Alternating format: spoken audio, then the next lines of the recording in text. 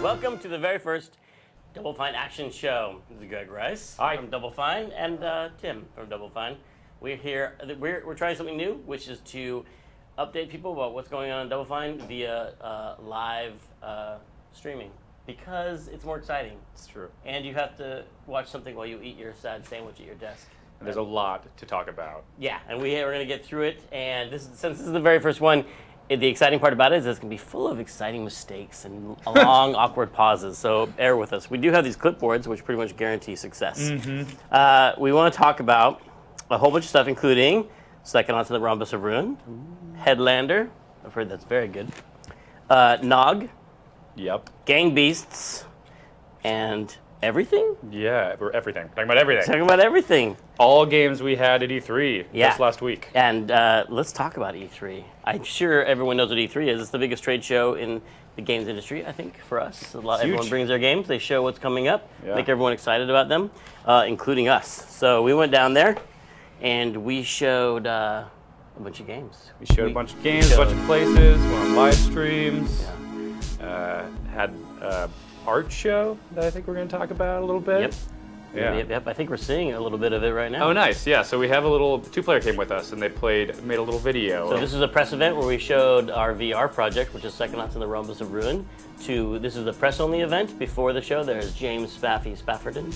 This was right after the Sony press manager. conference. There's the outside, where we once had a Brutal Legend banner. Yeah, right there, actually. And this is the show floor. You can see a lot of cool games here. I'm doing a stream here at the PlayStation booth, I believe. There's Chad Dawson, who you'll see later in the stream, talking about Psychonauts and the Rhombus of Ruin. There's someone waving. We did GameSpot stream with Ashley. And we talked a lot about games. And then we're going to talk about it some more. And I think, us playing Zelda. Oh yeah, we snuck in and we got to see the new Zelda game, which was amazing. Not a Double Fine game, but a good game. No, it is. It is a Double Fine game. We made that. Let's just say that. If you liked it, we made it. I carried a backpack full of PlayStations all day. Yeah, I carried a PlayStation around. And there's Psychonauts with two giant VR stations. Now this is anyone could come and play it here, and they could just make a little appointment in an app and then come and play the game. And we had PlayStation branded handy wipes to clean the VR goggles down, so no one got eye lice at the show. Gross. And people had to play the demo. Now, they can actually go and see a stream of the whole demo, right? Somewhere on the... Yeah, that's on the PlayStation blog. And this was like the first time we showed this. We didn't even really show it much nominated for Best inside of the E3. office. That's Chad Dawson pointing that out. Yes.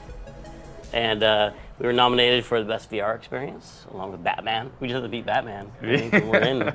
Yes. Which is awesome. Psychonauts this is the first time we'd really shown that. That was kind of the big unveil for us at E3 this year. We hadn't really shown it much even outside the office at all, so it was nice to get to see people playing it. But has everyone in the office seen it? I don't think so. It's very exclusive. I don't think so. Maybe not. So that was a fun show, and there was a Sony press conference. We had a live orchestra, which I've never seen before, which was very crazy. Boom, boom, boom, God of War. Yeah. Craziness. Looked amazing. I wish you could have been there. Yeah. Maybe you were. Maybe I saw you there. Yeah.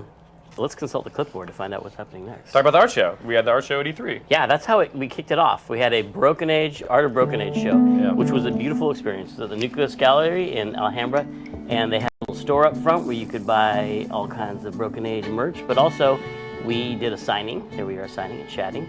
And Nathan Bagel Stabley was there, and also Derek Brand, you see signing right there.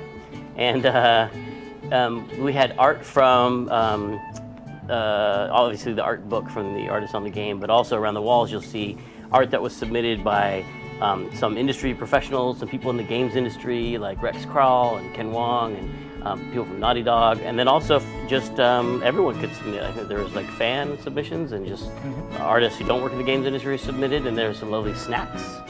Broken Also- Age themed snacks. Yeah, there was too. little clouds of whipped cream, Yeah. various forms of sugar whipped into the shape of Broken Ages. Little nests full of eggs. Mm-hmm. Delicious. Mm-hmm. And then there were statues. Yes, they were I so think cool. you walked in with one of those. I did. I Someone snagged brought one. the Vela.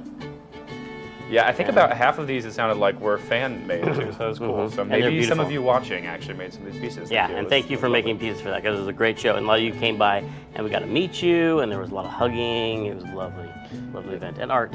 Hugs and art. And the book's done, so yay. That's Yeah, if you're a backer celebration. of the project who backed at the level where you got the art book, you should have it by now. You should, if not, email orders@Fangamer and they'll get you taken care of. But yeah, it's great to have that out. It looks beautiful. I think we have a bunch of the pieces that we're going to run through and show a little slideshow for people who weren't able to come. No, we don't? No, Okay, well, I don't think we should do that. You're right. That's lame. I like to see. It's all about acting like you're in control. There are a bunch actually up already, I think, on Gallery Nucleus's website. So check them out if you haven't seen them already. Speaking of the Double Fine Adventure, known as Broken Age, Yeah. are we going to talk about where Yeah, that we still project is? have one That game is more done, by the way. We thing. shipped it, and that was great. Thanks for playing. We have a couple more physical rewards. Actually, maybe just one Just more. one. Now that we've done the art book, the last physical reward is the big box, Yeah. which holds the game and a Blu-ray of the documentary, which is awesome. And so, is that thing done? Does anyone know where that's at? Hey, Paul. Parts of it are getting Paul, there. can we talk to Paul Levering of Two Player Productions? Look at him over there Hidden working. behind the live stream setup. Can we see I'm him on there? the stream. Can you hear me? Yeah, okay. I hope you guys can hear him because his voice is so sultry. Paul, how is the Blu-ray coming? Are we gonna It's look at almost it? done. We're on the third disc, and we can show you the first disc right now. Let's do it. So switch Behold. over to this. Gang Beasts. Oh, not Gang Beasts. We play that too. It's always fun. So we're gonna play an actual Blu-ray, which is an actual burn of the Double Fine Adventure documentary. These guys went nuts. We should It's do a whole huge. documentary about this documentary later. Where we show how crazy these guys went with the menus. Yeah. As if there wasn't already enough content, there is now way more content. A bunch of bonus features we've never Did you say shown. 5 million hours of video content? Wait, that's just us sitting in the chairs we're sitting This in now. is the menu. This is weird. I'm there, and then look at that parkour that Anna did to get into the shot. This is the opening menu of the Blu-ray, believe it or not. So how's this going to be a menu, Paul? Yeah, we shot these background. I can hear my echo. It's so weird. Ignore. We shot these background plates. That's where I almost and killed Greg with the yo-yo. So when you first put the disc in, you get these options down here. You can play all the episodes one after another. You can turn subtitles on and off. We've got commentary for Double Fine, commentary for Two Player, For every episode. for every episode. 2 tracks, so you're going to have to watch the whole documentary 2 more times. Or 3 times. 36 hours of content. That's true. They've never seen it color corrected. Yeah, They have no to- blurs. They have to watch. Oh, and unblurred. Yeah. Yeah, these episodes have been completely retouched. The audio's been mastered. All the video has been cleaned up a little bit. And you can jump up here. We can go to select a single episode. Whoa. What? That's futuristic. Mm-hmm. Look, it's even got the Broken Age arrows and, Yeah. and The pointer. actual, Yeah, we stole a lot of things from the UI. okay. And Say here at Double Fine helped us put this together.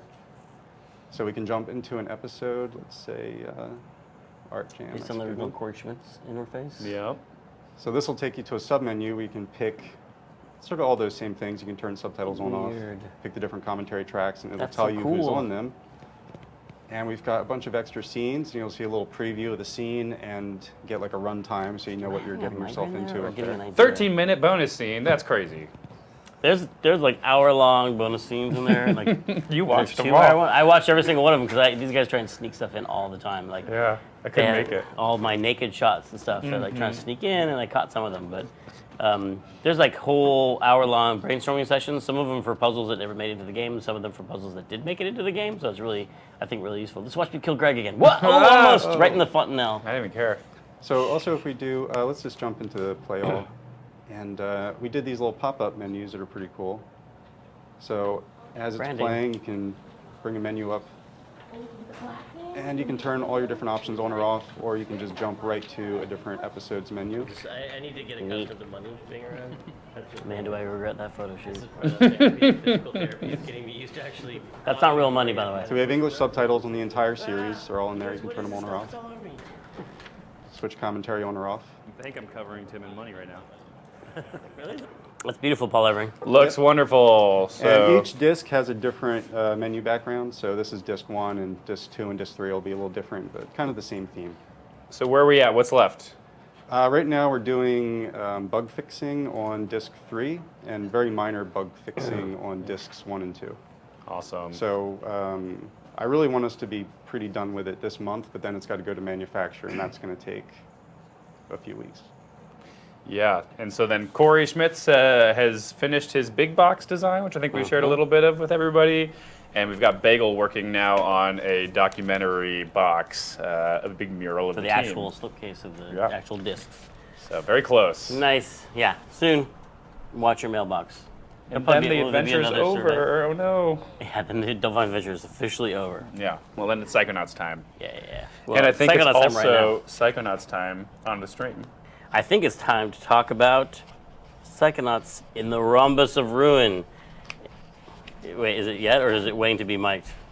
Some people have snuck into the studio while we were We have not looking. guests. We were looking the other way. So please, welcome the very first guest to the Double Fine Action Show, Ray Crook and Chad Dawson. Please, everyone. Hi guys. Yeah. I'm the audience too. Very enthusiastic round of applause. So, Good to be here. We showed your game for the first time last yeah. week. Yeah. Yes, at E3. Crazy. yeah. How was your E3 experience? I didn't go. So it But was Chad good. went. I was Pretty invited, but I relaxing did for not- you. I Well, you didn't- I crunched and wasn't able crunched to go. make a demo. We did. That often happens before E3. People most crunched. of May was pretty crazy. I think Sony was kind of surprised when we came at them 2 months ahead. And we're like, we're going to show Rhombus of Ruin at E3. They're like, we haven't seen it yet, really? Right? Yeah. And then it all came together. It was that was great. a big- Like just us. It's gonna be great. That was a big thing because we'd only shown that sort of promo video of Raz pulling down the Yeah. Yeah. PlayStation goggles. Those screenshots. To then on the floor, live action, people come in and just pick up the controller and start playing.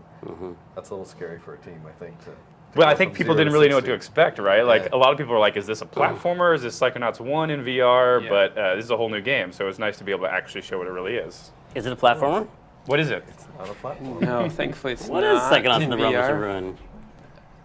Well, Go for it. Go for it. I guess I would call it sort of a puzzle game. What is it? It's a VR experience. It's a It's not a VR experience. VR experience means you sit in a room with a dinosaur that walks over your head. It's minutes. yeah. This is a game. This is a full-on It's a game. very Right. narrative-driven puzzle game. It's a little bit like a point-and-click adventure in a way, Yeah. like a gaze-and-click adventure, Yeah, if you will. gaze and there's- click. But so You're in- much more. But so much more. much It's more. in virtual reality. You're in the environment. Yeah. You're picking up objects with your psychic powers, because psychic powers, I think, are really well Right. suited to virtual reality because, first of all, we don't move you around a lot because I get really sick when I play VR. A lot of people get really sick when they play VR, and we want to have you have a really comfortable experience, but also wanted you to be able to move around through the environment, so you can use clairvoyance Yeah. to like pop from one point of view to look back at Yeah. yourself like you could in the first Psychonauts game, but also to move to another brain, move to another brain, move to another brain, and get Yeah. around the environment that way.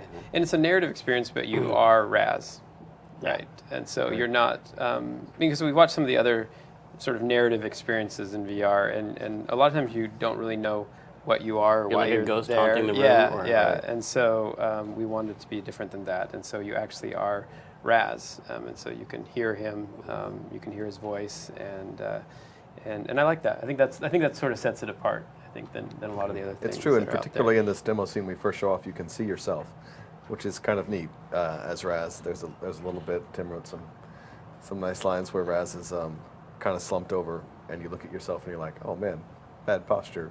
You Kind of like whenever I look at the stream, I see myself. Yeah, Very exactly. similar. You kind of sit Oh, back oh, up. Yeah, oh. you kind of suck your stomach in. a Yeah, little. yeah. I think it's just Best rad to we get can. to see all those characters again, right? And see them in proper scale, like in your size, in your world. So it's Yeah, I remember the first time when I put the goggles on when we actually had put Sasha in the jet, and it was really a cool experience. It was kind of surreal because I'd worked with, I'd that's worked on true. the original Psychonauts, but in sort of, it was always a 2D thing, right, in front of me, and then suddenly I'm sitting there in this chair and Sasha's standing right next to me. and looking at you and yeah, reacting to what you're doing. and that was Right, just yeah. like, whoa, I'm actually part of this world. I'm in here now. I think other than Raz, he was sort of the first one we got in, right? Yeah, yeah.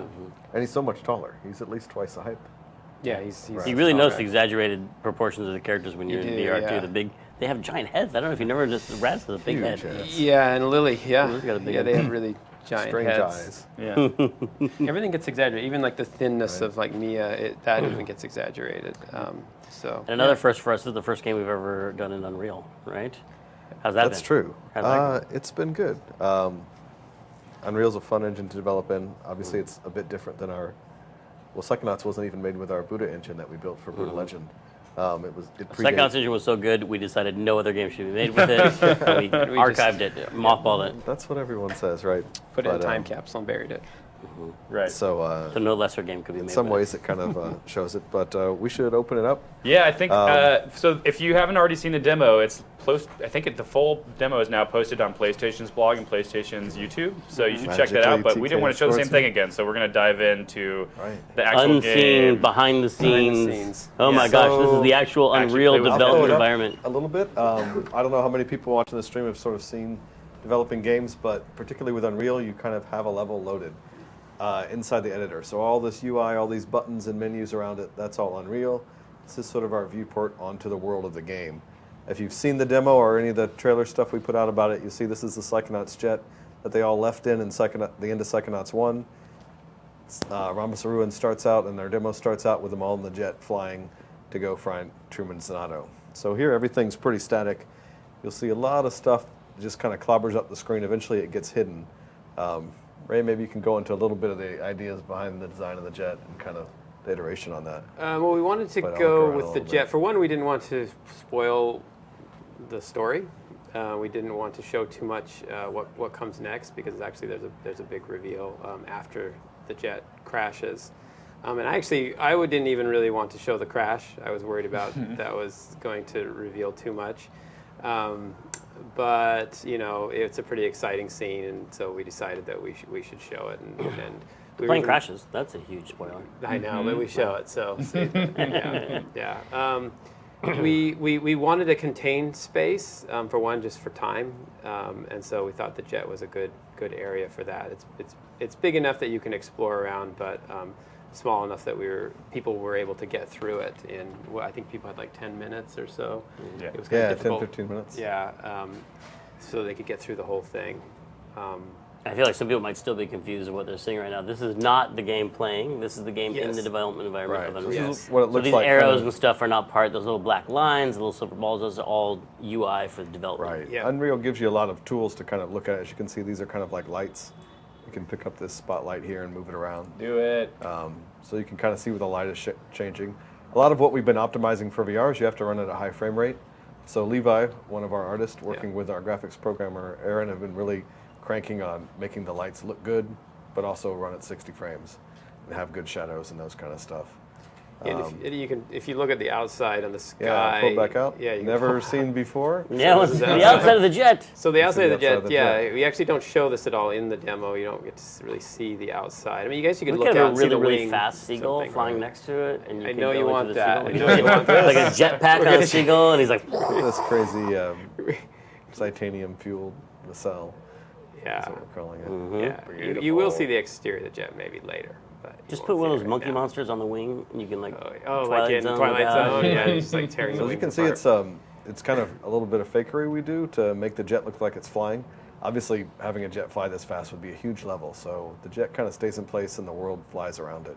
These are clouds, kind of layers. Is there anything flying hidden in past any of it. the clouds? Are there shapes? Two-headed baby faces. You never know. You never know. You never know. Well, let's see. Did you we look end up hard with having enough and some? squint, Because, maybe? Yeah, I don't know if we have any in this, because in the original Psychonauts, you could see faces in the clouds, and we did go with the same theme as far as the greens and the that? yellows, Well, because the can wait Psychonauts this kind of has a level. weird. Even someone's thumb. This is kind of a vortex that we use for effects. Oh, yeah. From the backside, you can see it, kind of like a set on a movie set.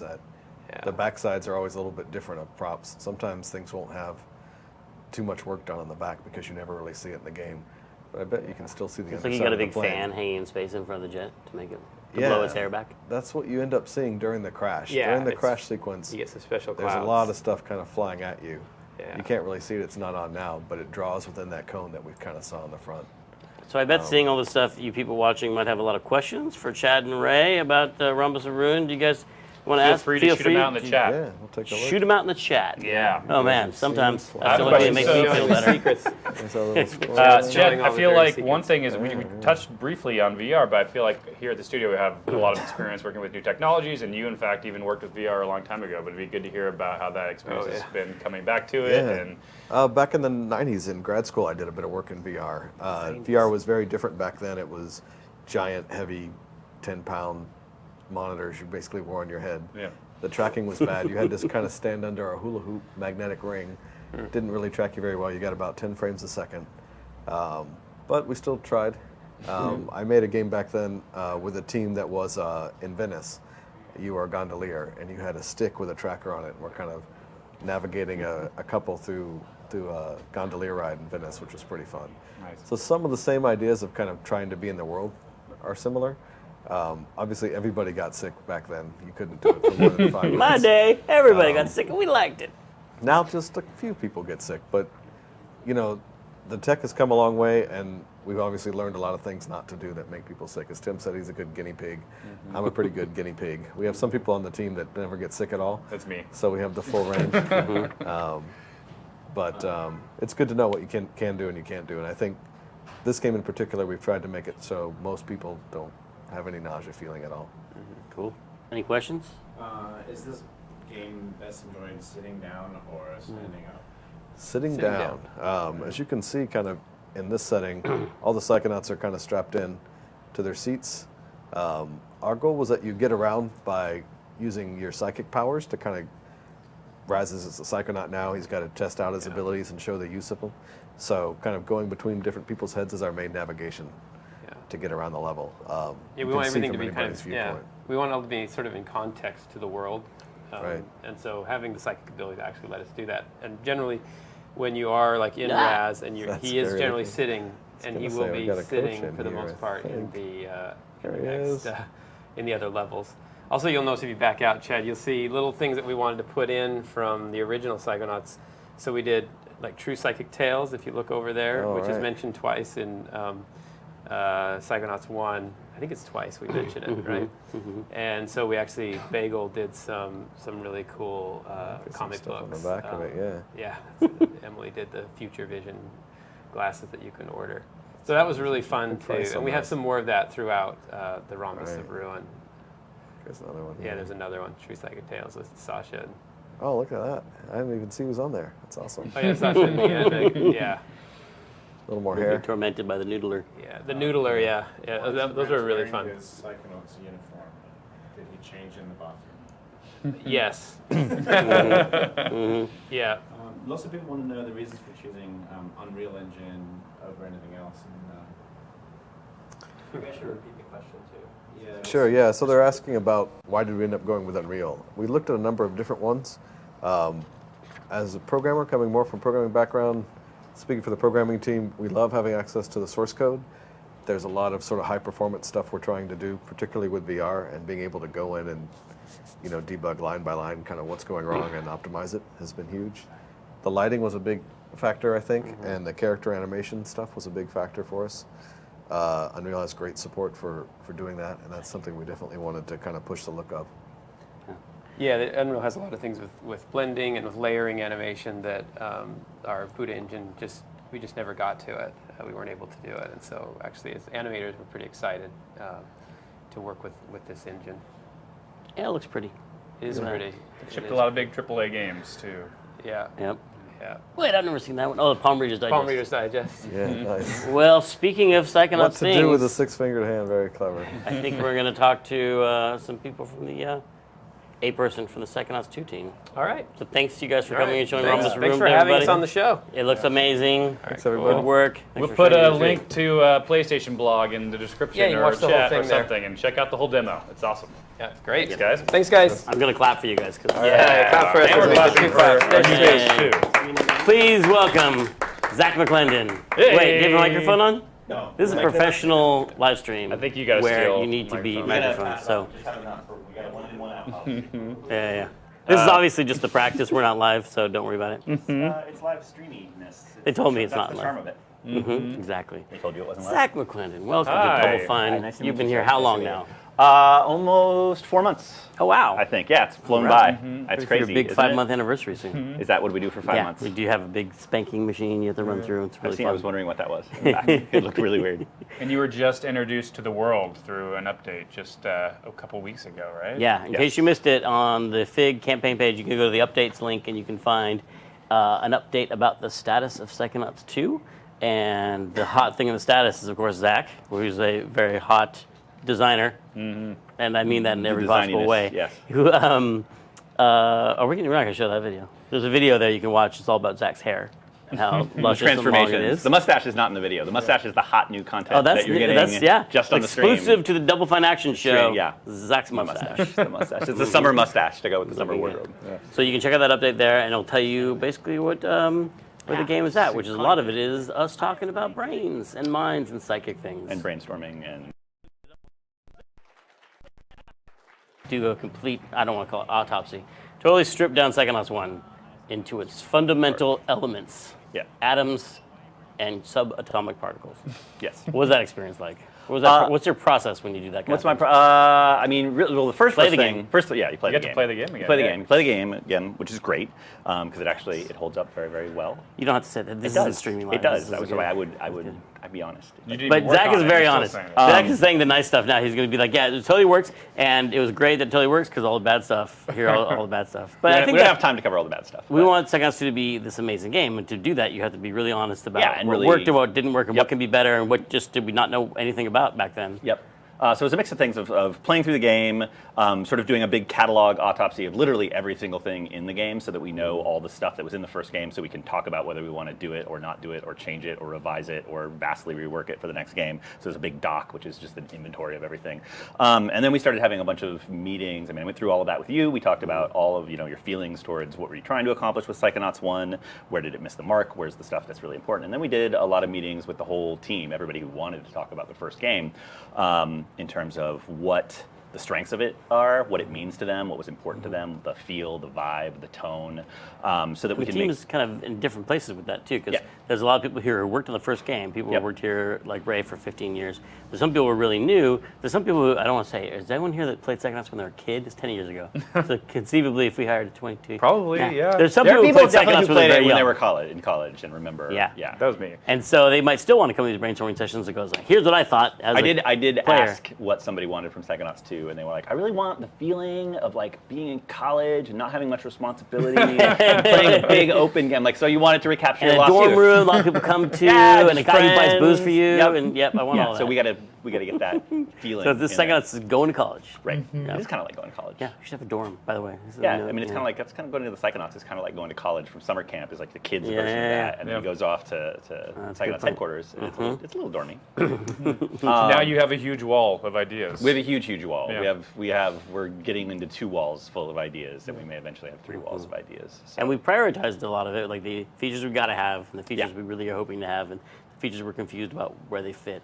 And The foggy we move them notions. around, the foggy notions. There's a And separate section And of there's a foggy cornfield notions. that's about yay big. Yeah, that's Which the idea is that we pretty much board-based process that I've done a bunch of times to divide up features, and like the 2 special places are the cornfield where you put stuff that you're definitely not going to do, and then the new one is foggy notions for stuff that's like this has come up a lot, but nobody really knows what it is yet, but we keep talking I'm not about ready it. to so- stop talking about it Yeah, yet. it's not ready to So stop let's talking keep about what talking format about would take. Enough is known that we have a deck and we have like game design docs in progress, and Tim has story overviews in mind and things. It seems like things are moving quick. Yeah, things are moving quick, and do you want to talk about Molasses Flood? Yeah. Yeah. Yeah. We've also got Raz up and running around, so we've been working with this team out of Boston, a bunch of great people. Molasses Flood, they did a game called Flame in the Flood, which is also really great. Yep, and also in Unreal. They And know also more about know Unreal they've than shipped we a game do. in Unreal. And that did we you have not work yet. with some of them in the past, right? I briefly, I helped out a very, very, very tiny bit on BioShock Infinite, just for like You 2 thought of weeks. BioShock Infinite? What's that? I thought you said. You thought of it? And so I've known them from there, and there was a lot of overlap between when I was at 2K Marin and the Irrational office because we were working for the same. You were kind of BioShock 2 and they were BioShock Yep. Infinite. Yeah. So people I know professionally and already have a pretty comfortable relationship, and they're all really senior people, and they've been able to hit the ground running with Unreal 4. We've already got Raz up and running around and doing most of his moves, and we're starting to build out test And levels. prototype, yeah. Yeah, Type. prototype stuff.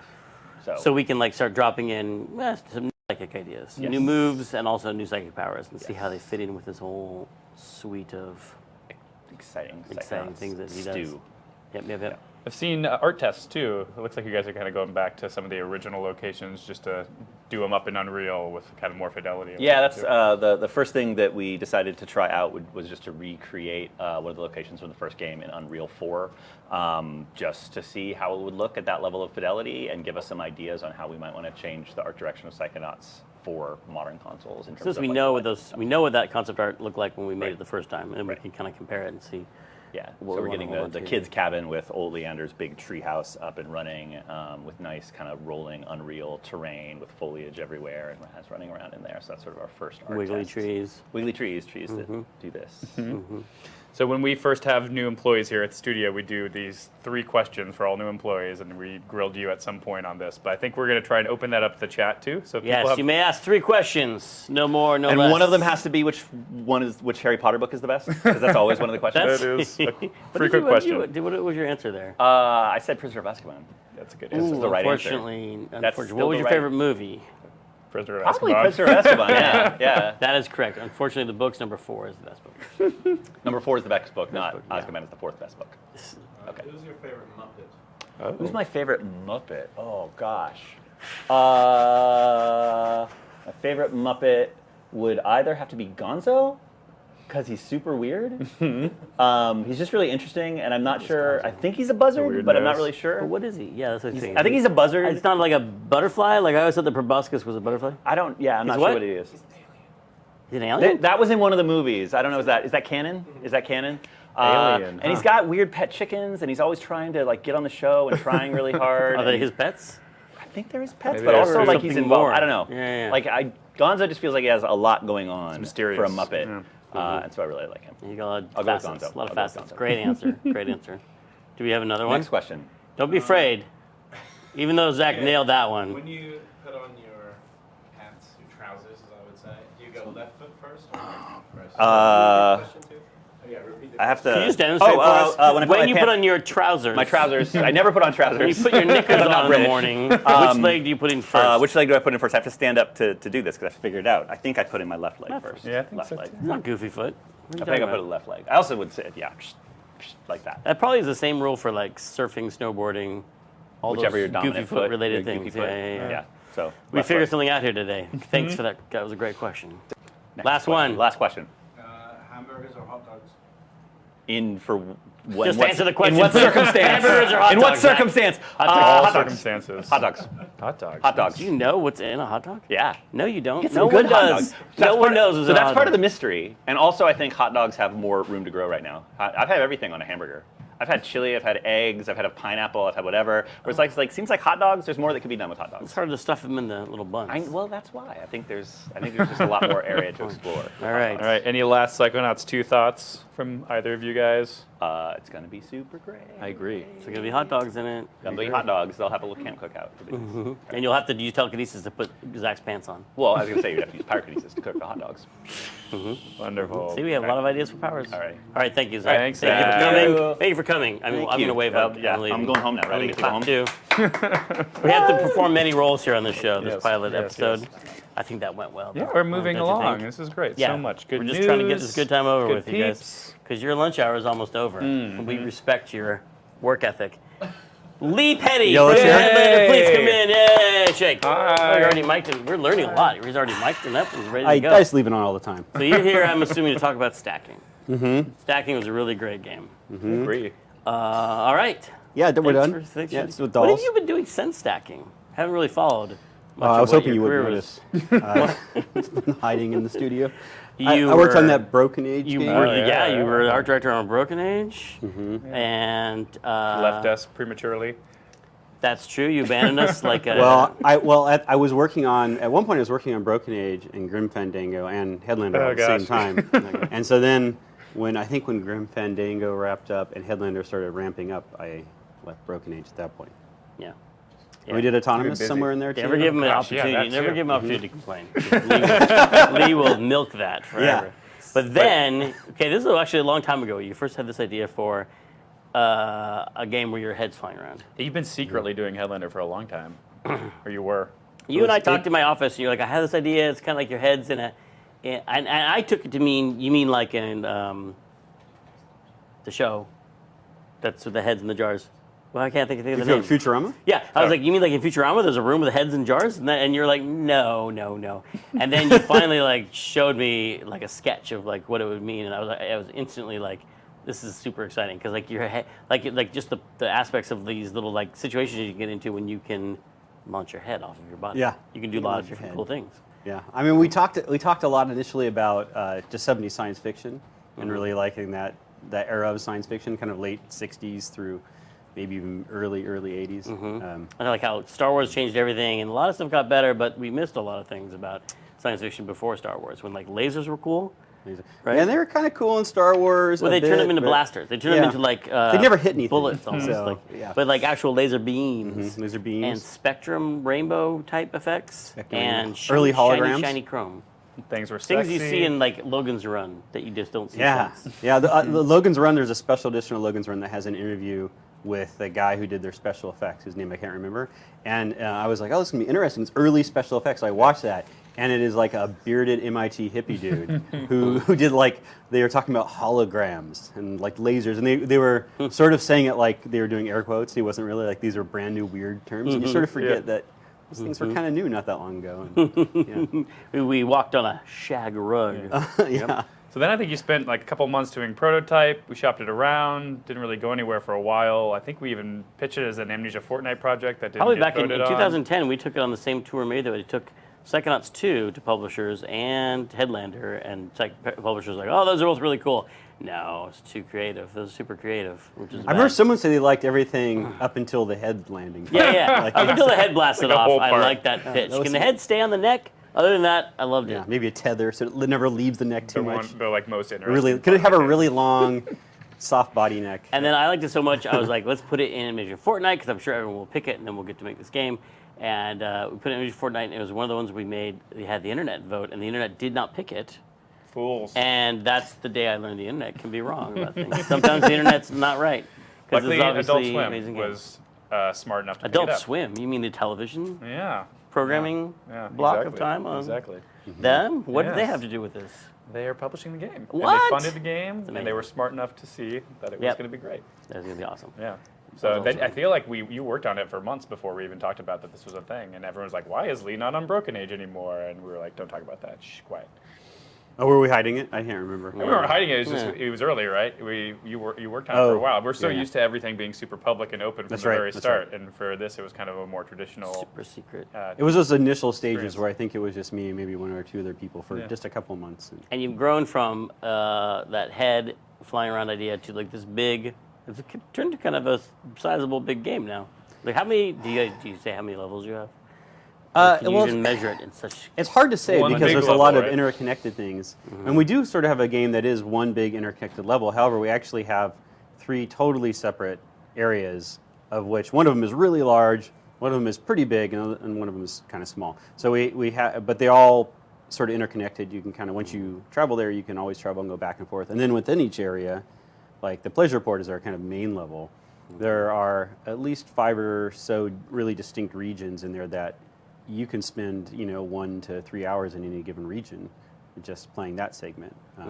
But you're allowed to kind of, once you sort of, like I said, find an area, you can kind of retraverse and go back and forth and all that. So I think the first times we showed this, the demo we showed was a lot about the 70s sci-fi, the headlanding mechanic, but the things we were talking about in New E3 were some of the more Metroidvania aspects of the interconnected mini-map and the upgrade system and how that works. I don't know if there's a really great, easy place to point people, but we went on Twitch and Rooster Teeth and a bunch of streams and showed that full demo off. But I think we were hoping to now dive in and show some behind-the-scenes stuff like we did for Rhombus of Ruin. If we could. Can you do that? You might have to sit in that chair. Yeah, you might need to Get I have it, to or grab change that chairs? controller. Or forget it. Or just grab no, that I'm not controller. changing chairs.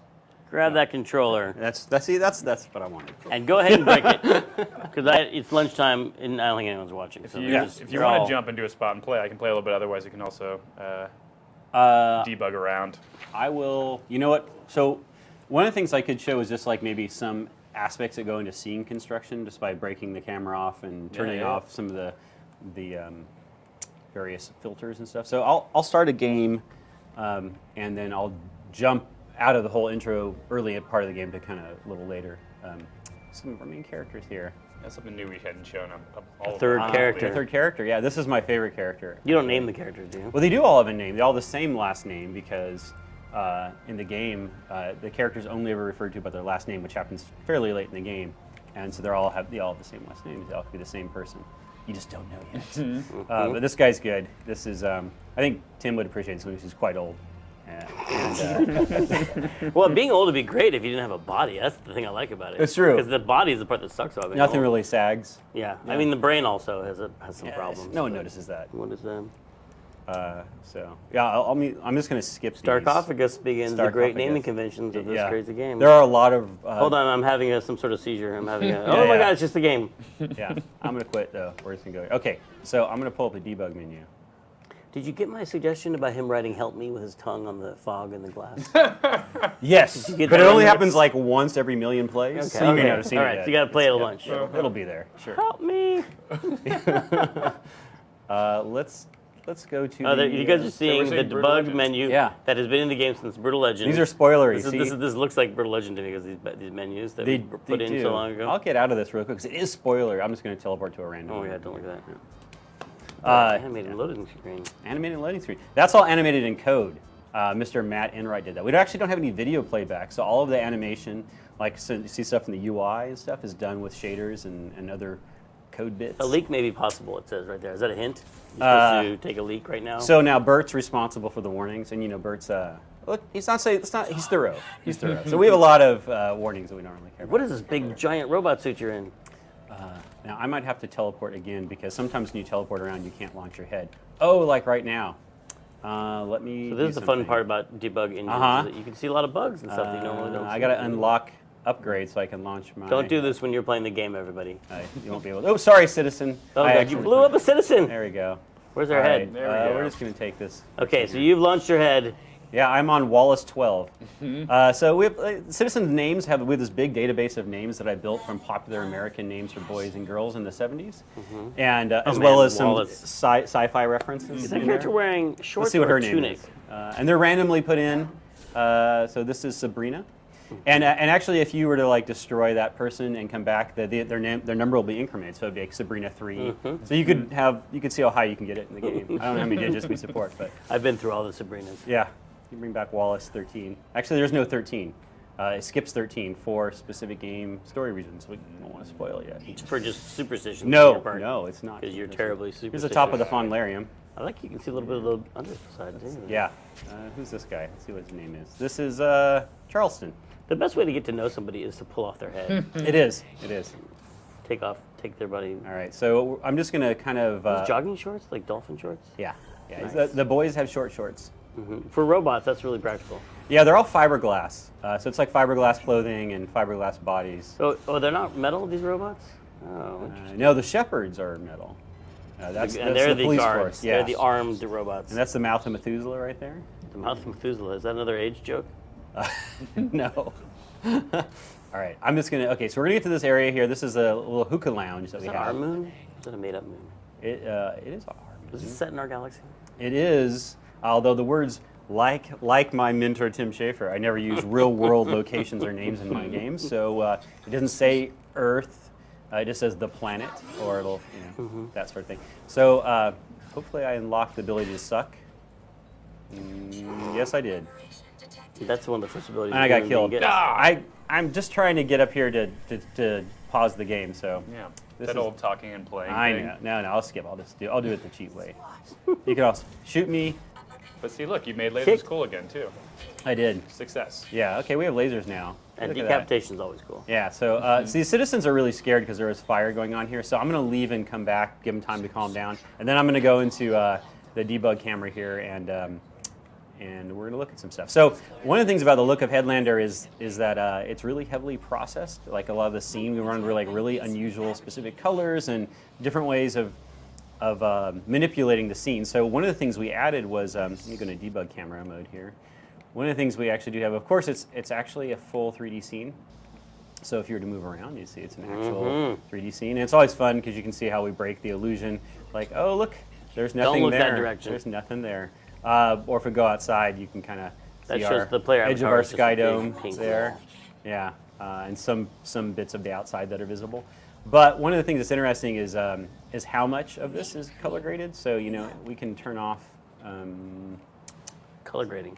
color grading. So Color grading. color grading. It's what turns that into what we're looking at. Whoa. Gross. Gross. This just looks like a normal Yeah, game now. It does. Yeah. I'm gonna barf. So we do have lighting still going on here, but you can actually see that a lot of the color of this doesn't come from lighting in this particular room. And so one of the things that we actually have is we have the ability to color grade. That is like manipulate, like once you sort of have a texture and a model and a light and it's in the world, you can then remap those colors and other things like add noise, so you get a little bit of a film grain effect. In our case, we're actually running a sharpen filter over the game. I think that gives one of the game's distinct look, is we actually over sharpen the game quite a bit. And it's funny, I'm not sure if I can turn that off or not. It's the difference between that and not is the difference between like, let's see, do we have it? I don't think I have a specific control for that to show you here, unfortunately. But what I can do is show you like some of the color influence. So if I go in and I turn off like say this layer, because I've turned off my foreground bluing, right? And so this, of course, stuff doesn't have much detail because it was built with the idea that we'd have that color grading in mind. We do the color bluing. grading. Ah. But if you look, it's actually doing some interesting things because it's a full. We have a full suite of tools. It's not just replacing color. We're actually, in this case, using a color map to take the input colors and look, sort of in this case, looking at their values and remap them differently. So like the really bright things get remapped to pink, and everything else is in this kind of like purple blue. You're saying things, is that a shader or is that like a post effect on the whole screen? It's basically a post effect. There's a lot of components to it. I'm kind of simplifying it a bit, but we also have Not enough for me. we also have a full screen effect that is like a vignette that's put on. You can see a little bit at the bottom of those horizontal lines, and that's actually applied to the whole screen with an overlay filter. And a little bit of noise. And there's a little bit of noise as well. And like I said, there's a lot of sharpening going on. Are you doing that RGB television screen separation thing? We do a little of that aberration, yeah. So Jeremy Mitchell, who did all the effects in the game, wrote a channel splitting shader. So a lot of our effects, when they kick off, split those channels. You And we should do. zoom in on one of his TVs in the back or something. Yeah. Oh yeah, we can do that. I can show you I some. have a other- question about the shag too. Is that Once Upon a Monster fur, or is that just modeled No, shag? it is, but it is not Once Upon a Monster. So I turned off the color grading in the back there. These guys are floating. These are Essence of Men floating here. So that's a little. That's a little Barbarella. Is that a little reference. cocktail they're making? It is. It's a giant hookah. Oh, yeah. And the essence of man is being drained. Although they're not really, they're entities. They're not really. Okay, so let me turn off. It's like I'm done explaining. Ah, I'm done explaining. explaining. Robots. Like I like the lava lamp head. Yeah. She was like one of our first female citizen model. So she's chilling in her chair. She's doing something. She's Yeah. like, They're. someone off. So you asked about the I feel shag like carpet. everybody runs through this scene in 5 seconds too. Yeah. All these little Oh, yeah, details. so we have all these monitors here too. Yeah. So these are pretty cool. These are kind of fun to make. These like hallucinogenic monitors. Levi Ryken did the logo there, the Hookah Lounge. I thought you were going to say it said Levi Ryken. You look close. No, Levi there might be some of that. Ryken. I can show you the carpet. You asked about that. So the carpet is a. Wait, did I not? Oh, I toggled combat annotation. Let's not look at that. Debug cam. So the carpet, if you notice, actually reacts to you. It actually squeaks down. So it's not straight geometry. It's actually a vertex shader, and Oliver wrote the system. And so what it allows us to do is we can specify materials, and it grows shag carpet based on density parameters, and we have some LED abilities as it fades out, and then we have abilities for like how much it gets depressed and not sad depressed. But How much it gets depressed. Yeah, I knew you were going to go with that. So, and actually, if I turn off textures, you can see kind of what the geometry looks like. If I turn off the cycle or albedo, so we're just going to look. This is just with no. It has texture. You can see normal maps and stuff, but Those are the actual polys. yeah. So if you kind of fly up there, you can kind of see. Now I want to make a Godzilla game where that's a city. I know, and it's pretty compelling. You see the characters with. So you see there's our old man in a female shepherd body. Pretty awesome. But yeah, you can see that's kind of what they look like there. Yeah. Now you can make your own shag carpet in your own video From game, scratch. everybody. It's true. Now Yeah. that you've seen how to do it. Are all the levels pulling in? If you pull back, do we get to see like scope of things a little bit? You Is it gonna not just really. explode? I can, Someone's gonna no, it screen won't grab it explode. and It won't do a map. explode. It's you can see a little bit more. but I got to. You won't see a lot because it's sort of streamed is the wrong word, but it is kind of loaded and unloaded in bits. So if I toggle, if I increase the culling scale, and then I go back to debug camera, we can probably see some of it. Lee, my birthday is July 26th. Will I get to play this game? Will you give this game in time for my birthday? We don't know. We don't have a specific date yet, but we are saying late July, so maybe you'll be lucky. Maybe. You see some other bits here, but you see it kind of just loads big chunks in at a time. Yeah, so this is kind of one of the big things we talked about is like as soon as that first tutorial section is over, everything's connected again. It's like one kind of giant continuous map. It is, yeah, and this is not a great illustration of just how large it is. It's actually funny because we use the Brutal Legend engine, and we had these kilometer tiles, Buddha engines, but we use the same engine developed for Brutal Legend, and with these kilometer tiles, and we actually were running out of space with how much footprint we ate up with this game. You remember a big Brutal Legend? Brutal was a pretty big game. It was, yeah. But since we don't really have the full dimensions in a way, like we have some Z depth. But when you're doing level layout for that sort of thing, you wind up needing a lot more, X and Y, a lot more left and right, up and down real estate than you would perhaps in a full 3D game. So it takes up a lot of space. It's awesome. And they can watch the demo on one of those streams to see a lot more of the gameplay. Yes. And how the actual head swapping and taking cover, lining up your shots, and then all the tech tree stuff that you can do in the game that we didn't really go into here. But there's a lot of choices you get to make in the game. More and more soon. We have one trailer up already, and there'll be more coming as we get closer and closer to the launch day. So. Exciting. Awesome. All right, guys. Thanks. I look forward to that. People would like to know. Oh, yes, What is questions. the color of the sky in your world? Lee Petty, what is the color of the sky in your world? Wow. So I think it's a color that human eyes can't perceive because we have those very limited ability to see a really. Like there's a type of shrimp that has 18 cones. Mantis shrimp? Mantis shrimp. So a mantis shrimp knows what color the sky is. Yeah, obviously that was a mantis shrimp asking that question. It took forever for him to bounce on the keyboard. Butterflies also, I think, have a pretty good range. Butterflies are free. Because they're attracted to the infrared flowers for mating rituals or whatever. Aren't we all? Ultraviolet. Awesome. Any other questions in the chat? Somebody did ask how many penises are hidden in this game. 0, because they're all completely visible. Yeah. I would say, well, no, the actual answer to that is 0 because there are no robots actually lack genitalia. Phallic symbols, there might be a few, 1 or 2, maybe 3. Sometimes things are let's just. I hate to break it to people, robots don't have genitalia. Unless. That's a fact. Well, I mean, it's a big story point. That's No, science. it's not really. It's a shocking scene. Okay, thank you, Lee Petty. Thanks, Thanks for Lee. coming. You look forward to the game Looking late great. July. Late July. Isn't that a brand of fruit? Late July? Sounds Yes. delicious. Yeah. Don't worry. We're not trademarking that. Ooh, Awesome. what now? Were y'all plumb out of guests? Well, I think we're about to jump into a bunch of Double Fine Present stuff, but I think maybe before. Greg, what is Double Fine Presents? We'll get to that. We'll get to that. But I think before there's actually probably just some various Double Fine news beats that we might want to skip ahead and get to while we wrap up Double Fine bits. This first one can't be true. It's true, man. Do we? You want to tell everybody? I don't know if we've really talked about it. Day of the Tentacle. Do we even announce that? Day of the Tentacle probably is not. coming very soon to iOS. What iOS meaning phones and tablets? Yeah. iPads and iPhones. iPads and You can play iPhones. Day of the Tentacle remastered on iPads and iPhones. Very soon. It's just like we're testing final builds and it'll be in Yeah. submission. I saw soon. Matt Hansen poking it with Yeah. his finger. The It other looks day. great. It's It crazy. looks awesome. And also, do you have your phone out? Also, you about to show us a demo? Sure, it wasn't here already. Oh, good. Okay. And also, we're having, thanks to the good graces of Cheese, Cheese the person from the Double Fine Maybe in community. the chat, probably in Who the might chat. be that Cheese if you're there. Hello. We love you. We love you for making the Linux version of Day of the Tentacle. Yay. For all of our Linux fans out there and people who love Linux, you're gonna be able to play it on Linux. Thanks to Cheese. He did the work. Him and his posse of Linux. Oh my God. Da-da-da. Take on the world.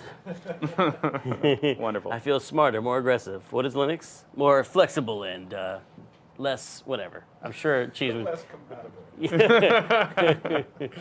That's exciting. It's gonna be great. Someone's got to do a live stream of Day of the Tentacle on Linux just to Yeah. show it existing. And now that that's done, the team is kind of rolling fully on to Full the throttle. next one. Yeah, Full throttle. We've been already working. The art team has been doing tests. You know, we want to work with the original art director, Peter Chan, showing him like, here's how we would repaint one of the old backgrounds and characters. And Peter's like, no, and drew all over it. And then we sent it back, and then we eventually came up with a look that we all like, because we don't want to. It's really tempting, I think, to just draw tons of detail when you're up-resing something. It's like, well, they obviously wanted to have a lot more shading and stuff like that. But I think the original art direction on Throttle was a graphic design look. A lot of it was inspired by artists like Mike Mignola, and who did Hellboy, and just that really graphic look. And I think even though we were up-resing and making it all smooth and beautiful, it still is going to have, panes of pure color and not a lot of like little fiddly details and gradients and stuff like that. But it's what I've seen so far. It looks amazing. It looks mostly like what you kind of thought Throttle looked like in your head. Similar to Day of the Tentacle. Yeah, much like Data Tentacle. Yeah, and I think we've got backgrounds now that we've approved, and a bunch of characters that are already done. So we're kind of like fully. Still many frames of animation to do. Yeah, that's going to be there the rest of. A long, long mine road. The rest of it, yeah. Awesome. I think the last thing is us begging people to apply for jobs. Oh, we are still hiring. Yeah. We just posted our lead level designer, because Zach is our lead designer on Psychonauts 2, but he needs a lead level designer. And what could be more fun than designing levels for Psychonauts? You get to make up pretty much anything you want, and it's awesome. So if you want to be the lead level designer on Psychonauts 2, I don't want to oversell this, but it's the opportunity of a lifetime, and it's your last chance for popularity and success. So please apply jobs at doublefine.com. We've been doing art, but we need a full-time art director on that project as well. We have a lot of course, art reference, but we need someone to really imagine what Psychonauts is going to look like in the modern age. And that's it. It's got positions in almost most of the disciplines, I guess. Yeah, for Psychonauts. we are having to grow a little bit as a company to get Psychonauts done. It's the biggest game we've done in a long time. A lot of our team is finishing up Headlander and Rhombus of Ruin. So we're going to be bringing some new people on. So if you've ever thought of coming to work for Double Fine, do it now. It's going to be awesome. Do it now. It's going to be fun. Psychonauts is always a blast. Cool. Right. Now I think we're going to do some Double Fine Presents stuff. Wait. What about this last thing? Yeah, we can talk about that too. Is that tonight? That's tonight. Good Lord, we're going to stream again tonight. We're going to be playing games as we have done almost every Thursday at 5 p.m. We start playing games. Do you know what we're playing tonight? I don't think we do yet. don't know? But yeah, that's a weekly thing, has been for a while, and this is a new show that we're going to be trying to do every once in a while as well. This Double Fine action show is something we're going to try to do maybe something around every month ish to update people. Yeah. And When if we you have have any cool things suggestions to of the talk show, about. things that you'd like to see, because we won't always have a lot of big news like that E3 update. We'll be looking for things that you guys are interested in talking about. Do you think it's interesting to look at debug versions of the game and see all our ugly menus, or would you rather just we sing and dance, or We can do read that. poetry? We could read poetry, make up haikus. So Double Fine Presents, Greg. What I thought Double Fine was this company. What is Double Fine Presents? Double Fine Presents is our label for publishing other people's games. from Outside other of Double studios. Fine. Yeah, so we've been doing this for a while now with games like Scapegoat 2. The very first one was Scapegoat 2, which is awesome. You should play it. Yes. And then we've been working with the Gang Beast guys for a long time. They've been in early access, but are working towards their full release. And we'll play a little bit of that later. But yeah, we have a couple other games that we've announced that we're working with and have been showing at E3 some new content of. So we're going to just highlight those a little bit here. The first one I have up here is GNOG, from guys at a collective called Co-op up in Montreal. Not Coop. It's got a hyphen in the name. Co-op. It also looks like a face, which is fun. It used to be called Co-op Mode, but they've been working on this game GNOG for a while now, which we're showing now. It's actually going to be launching on PlayStation VR and PlayStation 4. We're just showing the PlayStation version. You don't have to have VR to play it. So you do not have to. But if you want to get in there with the game, you can use the Exactly, that's the PlayStation. nice thing we can't show, but this is a game of like giant monster heads with little worlds inside of them. And so with VR, it's really fun because you can actually stick your face right up in there and get your face right in all it. the way inside the world. What's happening to his head? Yeah, so this is a little bit of a narrative moment here at the beginning, kind of introducing the world and the characters. But yeah, basically, it's coming out for PS4, PSVR, also PC and iOS eventually. And it's these little toy box worlds kind of inspired by Polly Pocket and Mighty Max toys, where inside of all these giant monsters' heads are little worlds to explore and play with and look at. So they're all very kind of tactile, musical in many cases. And there's puzzles. Puzzly worlds. I love puzzles. You do love puzzles. I love Rubik's Cubes. Part of the thing I like about Rubik's Cubes is just holding something in your hands and fiddling with it and moving it around and getting all around it. And I think GNOG does a lot of that. Like you can just, it's not just like a thing you're clicking on. It's like something you're almost feel like you're holding in your hands. Yeah, so these are the level select menu. They've showed these first 3 levels a bit, and they have 2 new ones that we were showing at E3 for the first time. So we'll just dive into one so you can get a sense of what they're like. But yeah, I think a lot of it is just kind of this meditative experience of poking and prodding at this toy, and it kind of reacts to everything you do with lights and colors and music and sounds. But ultimately, there is a puzzle that you can find your way through.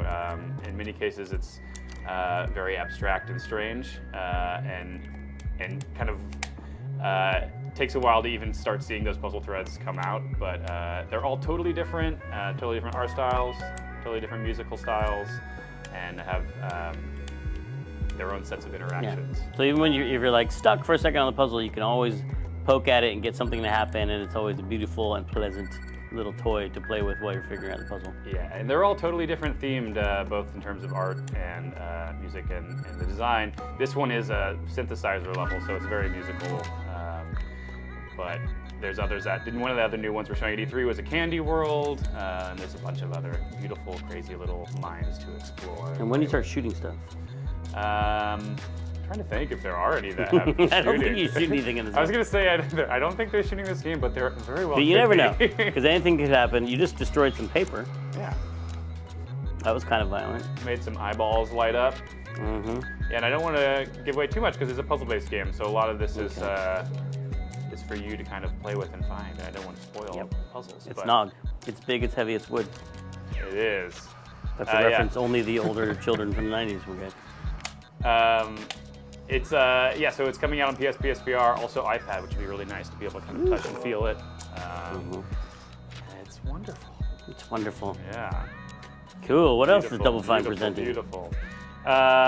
We are also, let's skip to another one here, presenting David O'Reilly's Everything. So our second Double Fine Presents game was actually Mountain from David O'Reilly, which was...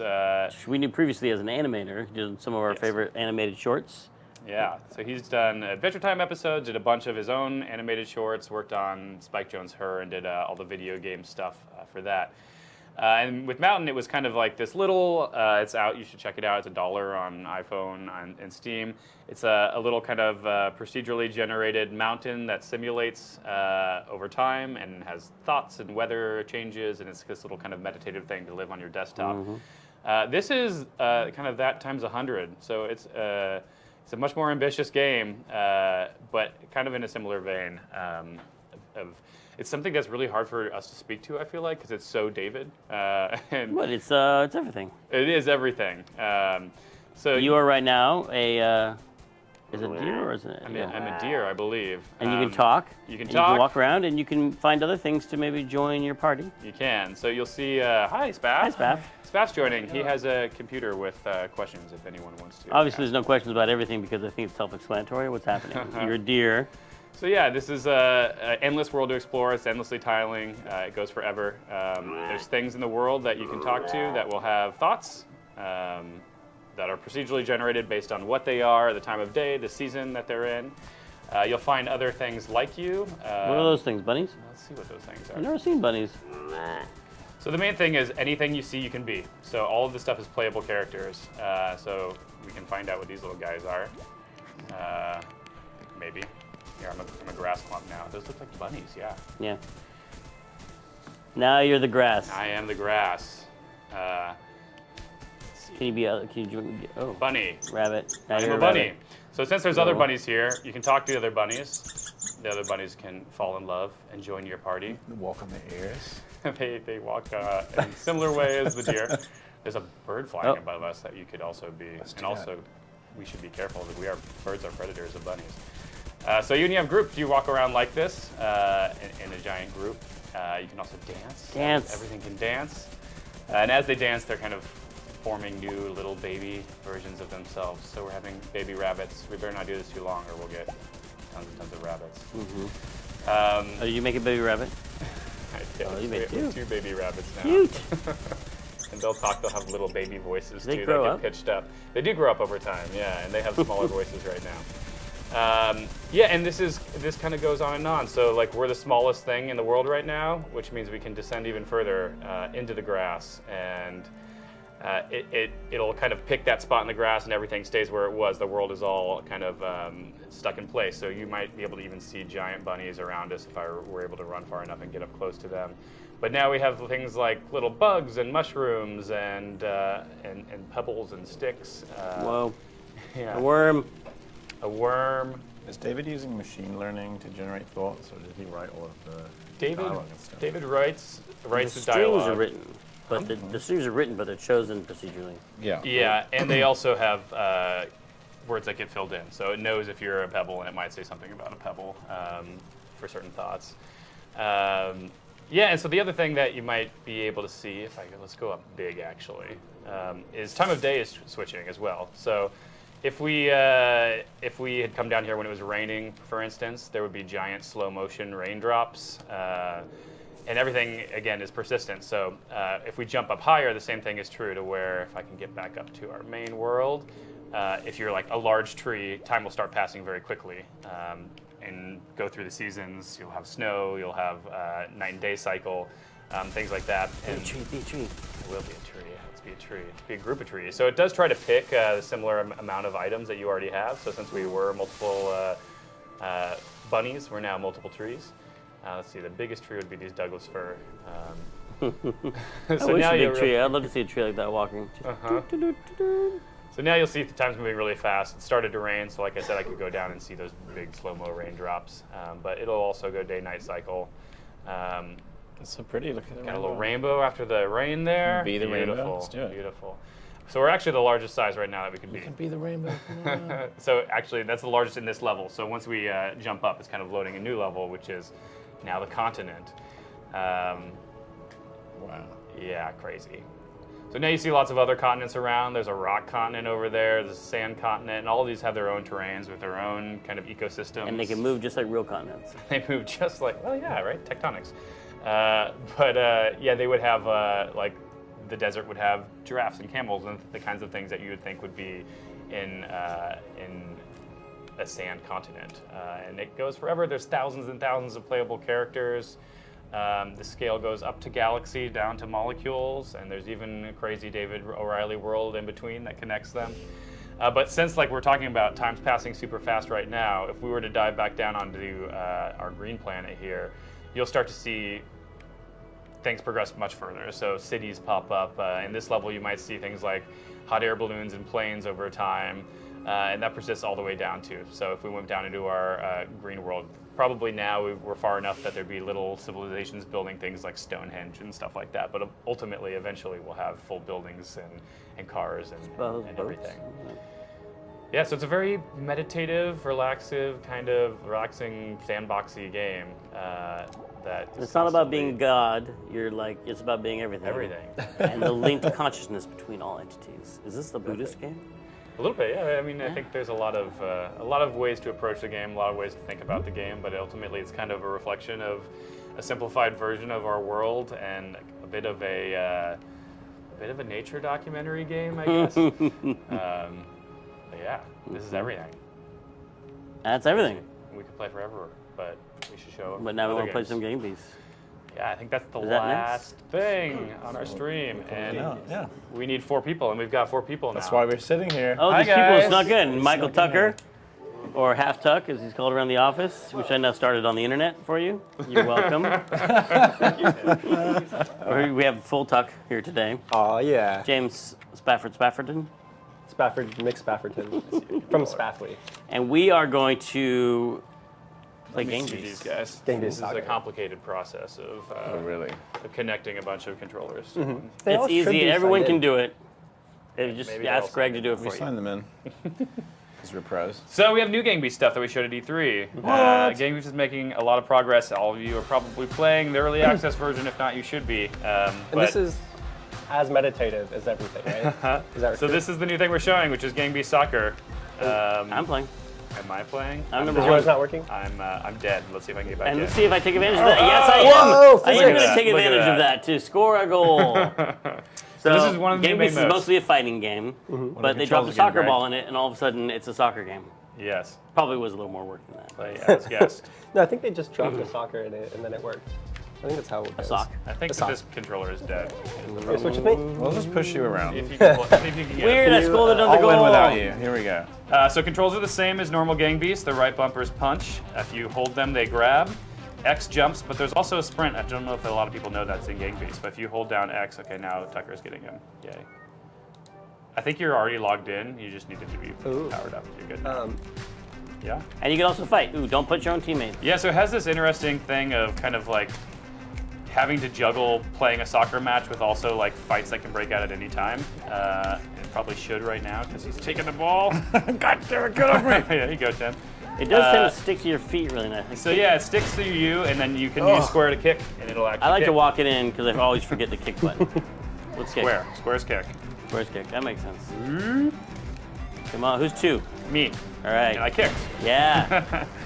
And Tucker's still out, so we Why is really are Tucker taking still- he advantage really of is that. dead. It's my strategy. Yeah. It's just I'm playing the mental game right now. So yeah, Gang Beasts is coming along really quick. You can see there's a lot of new art in this version. Basically every level has been redone at this point.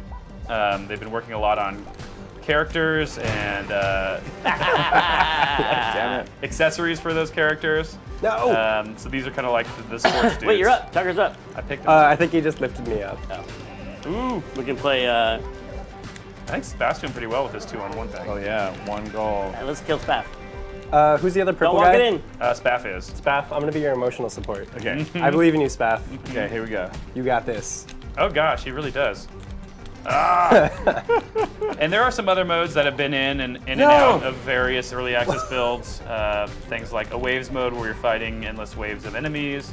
We started showing off the VR. There's actually VR modes of this game now, where you're kind of playing in a little diorama world. There's lots of new maps that have been coming online, and they're starting to kind of like stack those up for future releases, including the 1.0, which should be coming this fall. But really, the big thing. No! Finally Scored. We let it out of one. The big thing that a lot of the work has been getting online working. So they just rolled out probably a month ago now. Are you back, Cheater. Jax? Sorry, I might be. Yay! I'm back. All right, we're good. So online just rolled out in beta on early access on Steam, and they've been testing out that. No, But let me go. that's a nice feature we weren't sure we were going to be able to have that it looks like now they are going to be able to ship. So yeah, Gang Beasts is going to be coming out for reals 1.0 this fall with online, a bunch of new modes, a bunch of accessories, That's one way to new levels, We're a and team. soccer. Okay, No. get it in there. Oh no! I got him. No. I got him. Get it over here. Come over down. here. Ah. Soccer. I got you by the Avenge me. hair. Aw. This is what real soccer players do all the time. This is the game of my peoples. This is how we played soccer. Hooligans? Yeah, hooligans. Beasts. Gang Beasts or Gang soccer, I beasts. guess both. Yeah. Except it's Right away, it's high five. football. Yeah. Go team. Boom. They cheated. Nice. It's okay, we get ice cream anyway. So I don't think this is live yet. This is something that only we have the luxury of playing, but very soon It'll be on Steam. it'll be on Steam and PS4 1.0 this fall. Those guys are working real hard right now, and it's looking good, looking better and better. Shout out to Bone Loaf. Yay, Bone. And Bone Loaf. everyone in Sheffield. Whoa, I got hit in the face. I love the soccer mode, guys. All right. Loafers. So that is the end, exciting climax. Greg and Yeah. I victory over We might just keep evil playing, in but- Gang Beasts Soccer. Into the stream. Thanks for watching the very first Don't Find Action show. My name's Tim.